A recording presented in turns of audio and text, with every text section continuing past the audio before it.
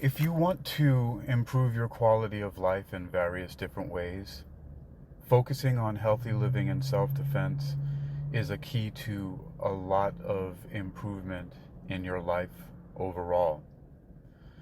It might seem general in some ways, which healthy living covers a broad category of topics, and self-defense is a little bit more specific, because when most people think about that, and I'm sure that maybe you did as well, when I said the words self-defense, you probably thought of martial arts, maybe even, MMA, or even more specifically the UFC.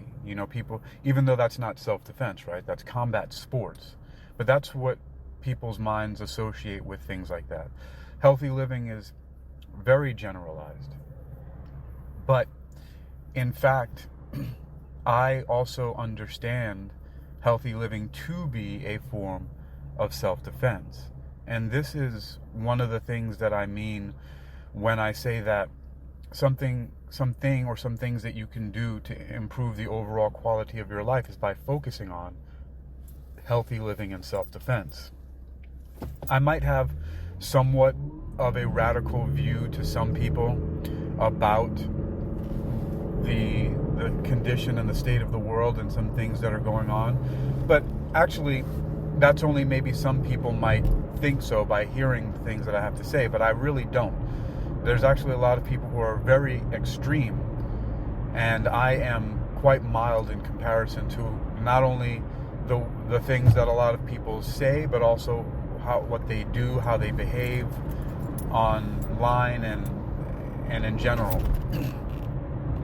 So when I say that healthy living is a form of self-defense, it's because I realize that a lot of one of the first lines of defense that I talk about in healthy living is actually what you eat, based on so many different variables. But some of the best ways I can easily get the message across is, for example, serendipitously enough, a martial artist who was the founder of the Gracie Jiu-Jitsu family, Elio Gracie, he says that disease enters through the mouth. And then I think the founders or one of the inventors of the Solid toothbrush talks about that, the way that you keep your mouth clean and the products you use to clean it also play a huge role, a primary role about your overall health. And so these are things going into your mouth, and food is the primary one. But we can extend that even further to all kinds of products that we put on, not only put in our mouth, the food that we eat, but again, like Soliday mentioned about the things that we use to keep our mouth clean. That means the toothpastes, the mouthwashes, even the flossing, right? What materials are they made out of?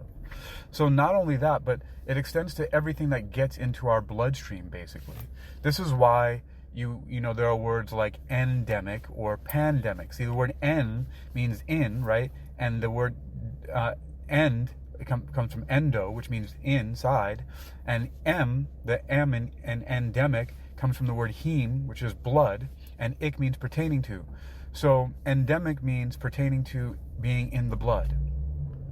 And endemic is, a word that refers to when there's disease going around. And pandemic is when, I don't know what the exact percentage of people in the world or in a certain area it needs to reach before it's called a pandemic.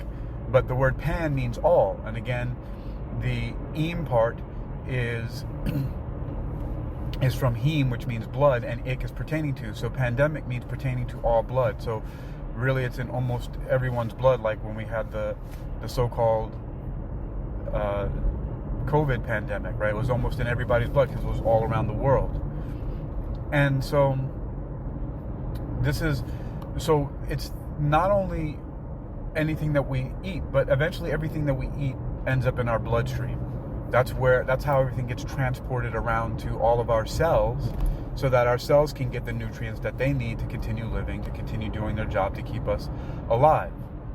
So when you understand this, right, because that's what happens when the food goes into your intestines, right? the food gets broken down. First you chew it, then it goes through your esophagus to your stomach. The acids break it down, then it goes to your small intestines, then to your large intestines. And in the large intestines, it's broken down on small enough pieces, right, that, you know, almost down to the molecular level, is that then when it gets taken up, the constituent parts, you know, as we know, many things like proteins, fats, carbohydrates, all of the other, those are macronutrients, and then the micronutrients, which we normally consider to be, you know, vitamins and minerals like, you know, vitamin A, B, C, minerals, calcium, potassium, things like that. Those get absorbed through the lining, through the walls of the large intestine, and it gets distributed into the bloodstream so that the cells can use it. So this is why, I mean, so much emphasis by people in the know understand that disease enters through the mouth. And so, but again, by extension, as I was getting to that, this also pertains to everything that gets into your bloodstream, because that's what transports things around to your cells. So this is why, for example, the things that you brush your teeth with, floss with, wash your mouth out, they have chemicals, dyes, and things like that. That's going to get into your mouth, but your mouth, you have skin on your tongue and everything like that. And so it's going to absorb in through your skin and get into your bloodstream eventually. Same thing about the lotions, the soaps, the shampoos, the conditioners, the, you know, perfumes, all of that stuff. It doesn't matter what it is. It cleansers of all kinds, you know, makeup. All of this stuff eventually gets into your bloodstream, and this is where it becomes endemic. It's in the blood.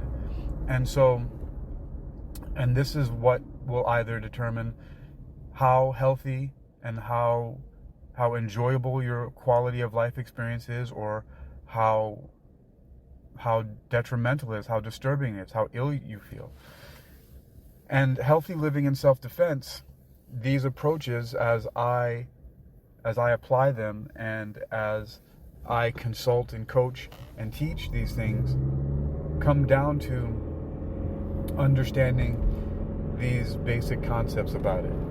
And so, as I'm continuing to talk about, you know, things about food, there was a program that I got involved in years ago by reading the book and then watching videos from Dr. Andrew Weil, who his production was based, it was called 8 Weeks to Optimum Health. And a large part of what he was talking about was nutrition. And he had a program about which you slowly started to replace unhealthy foods in your diet with healthy ones. So one day a week, you would swap out, for example, if you were eating McDonald's for dinner, you would swap that out for a healthy meal that consisted of like broccoli, steamed brown rice, and grilled salmon or something like that, right? And so that was how he worked on, you know, the replacement. And the interesting thing about that is that there are so many parallels that I've come across in my life about the removal of things to become healthier. Whereas this might be counterintuitive to a lot of people, especially because of what I call the global brainwashing agenda. And I do admit it does sound kind of extreme to some people, but the global brainwashing agenda has a lot of standardization with the food guide pyramid and how many calories you're supposed to get in a day, and, you know, the balance of whether they're grains and this and that, right?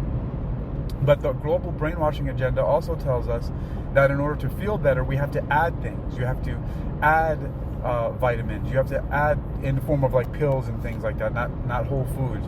You have to add a medication. You have to get an injection or get a surgery or apply the makeup to your skin or do the, you know, all of this stuff is about what you're piling on top of your body.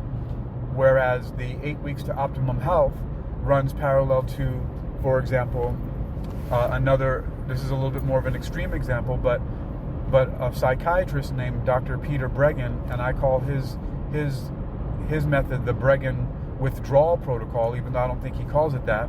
But he has a book called Your Drug May Be Your Problem, where he teaches people how to slowly reduce the amount of psychiatric medications they're taking because of all of the ill health effects, as they call them, adverse events that can happen by taking medications. And everybody knows this when we hear those commercials and they start rattling off at a high speed all of these different side effects, that a lot of them are really severe impairments and death, right? Disability and death from these medications. And so that's one of the parallels to the 8 weeks to optimum health, is removal. Another one, and two of them actually, come from, I went to school and earned a degree in clinical hypnosis from the Hypnosis Motivation Institute. I'm a master hypnotist, and so this is also part of healthy living and self-defense, is understanding how to think and understanding why these things matter. And so there were two things. One that's similar to the Bregan withdrawal protocol, actually a lot closer than many people think, and it was a course that I took on how to stop smoking called Smoking Cessation. And that was also a program of how to gradually withdraw from smoking cigarettes. That part of it was, if you're smoking a pack a day, then you go down to, a pack usually is about 20 cigarettes, then, then you start doing 19 a day. And then the next week you go to 18, and you continue in that way. And so then the other thing about that was, at the Hypnosis Motivation Institute, we learned about one of the things that contributes to a lot of things, which can even be as severe as some of the worst psychiatric issues, but also contributing to fears and phobias, and also hypersuggestibility, where people are just basically being hypnotized by all kinds of things, is low blood sugar, also known as hypoglycemia. And so Dr.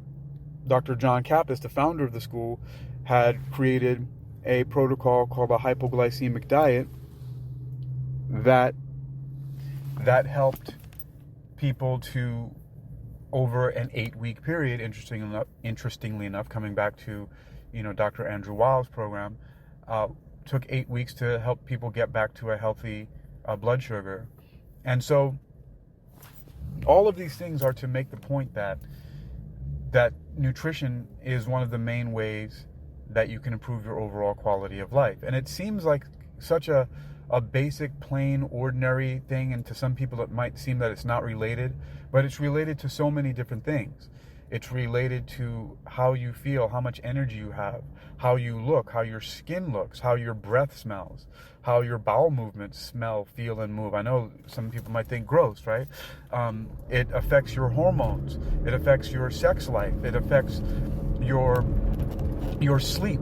It affects your attractiveness, again, like with things like with skin and the way you smell and things like that. Also, it'll affect your confidence. It'll affect how well you sleep, how much rest you get when you are sleeping, how well rested you are, how fast your body recovers, how you think. It can eliminate brain fog. You can think better. You actually become smarter. So there are so many benefits from beginning to think about healthy living, and specifically starting with nutrition, as a form of self-defense. Healthy living and self-defense can be two separate things, but healthy living by itself is, in fact, a form of self-defense against a world that is continually programming people to be fat, sick, and miserable. Most of the things that we consume, not only the things that come into our minds, the information, but the things that the self-talk we have because of that information, and the things that we say to other people, as well as the things that we do. And so taking the idea and the understanding of your nutritional diet, the foods that you eat, you can expand that to your mental and spiritual nutrition. What you consume in various different ways will affect your life overall. So this really, about self-defense, not only has to do with the food that you eat, nutrition, the things that literally and actually go into your mouth, but all of the things that you ingest, that you metabolize, because this is how our lives work overall. I have lots of evidence from practice throughout my life, but this is what is meant by garbage in, garbage out. Also, other things like you are what you think about all day long. You are what you eat. Thoughts become things. And and not necessarily in what people might think of as the metaphysical way, unless you're thinking that thinking. is beyond the physical. And so, there's arguments about that, whether or not our thinking is within the body, brain, the nervous system, and things like that, or if it's somewhere else and we're a receiving and broadcasting system for consciousness. But, there's so many other ways that this has been put. I first learned about it at the Hypnosis Motivation Institute when I was taking the Neuro-Linguistic Programming courses, NLP, where it was talked about you become the sum total of the 5 to 7 people you spend your time with. And I later learned quickly that it wasn't just the people you physically were around, but all of the media that you consume, the things that you watch, the things that you listen to, the things that you read, as well as the people that you were around, the classes that you go to. And so this is, again, the same thing as I was talking about before, about the things that go in and what comes out, right? And on and on and on. There are so many things. I taught English in China. And, I learned about the 4 basic language skills, and it's the same way. Even though a lot of times these language skills, they manifest simultaneously and they're practiced simultaneously, but they have an input-output order, which is, listening, input, speaking is the output that you get from listening, reading, input, and then writing is the output that you get from reading.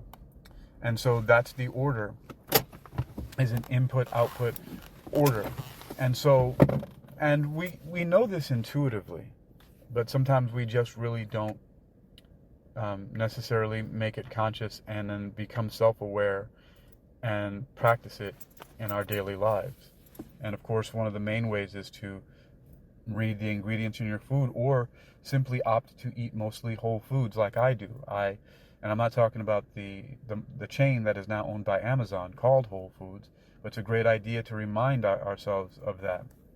And what I'm talking about is I eat whole leafy greens. I don't put salad dressing or anything on there. People say that's boring, but my life is not boring because of the healthy life that I have, because of how I'm able to feel and the things that I'm able to do. And then that I will start to close up here leads into martial arts, the things that I'm physically able to do. Not only aren't a lot of people in general able to do what I'm able to do, and I'm talking about things like doing spin kicks, tornado kicks, 540-degree turns parallel to the ground, doing backflips and things like that, but also in my age demographic, being 48, going to turn 49 in a couple of months here, being able to do that stuff is very rare for people in general, but rare for people, especially, as I said, in my age demographic. And so this is a testament to how I live my life, how I eat, and the things that I do. And of course, all of those movements that I do are related to martial arts, which is one of the main ways that I practice the type of self-defense when it comes down to any type of physical confrontation, including the use of weapons like firearms and other things like that. So, and practicing those physical skills also helps build confidence and so on and so forth, and all of the things that come with that. And it's also a way to improve the physical fitness of your body, as long as you combine that with nutrition, proper rest, and moving efficiently and maintaining your mobility. So overall, again, the idea and the understanding that I have, and what I teach, what I consult, what I share, is that in order to improve your overall quality of life, you absolutely must focus on healthy living and self-defense. And sometimes they are exactly the same thing. And the way that I practice it, I know for sure that it is.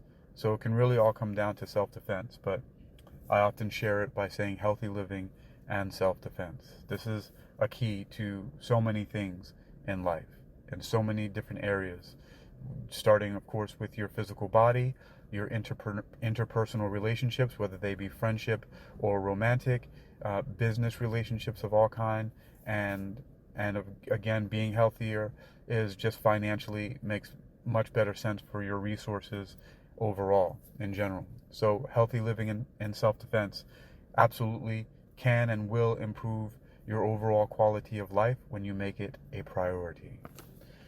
I am Hakeem Ali Bokas Alexander.